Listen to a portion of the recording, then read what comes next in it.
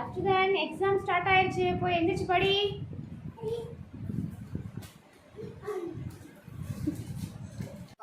C for cat, D for dog, E for elephant, F for fish, for goat, I for hen, I for ice cream, O for ice cream. Idea.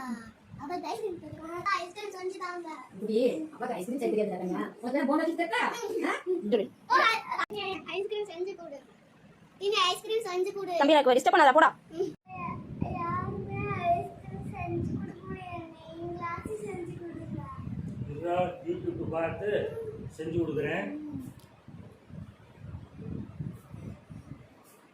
Ice cream செய்வது எப்படி?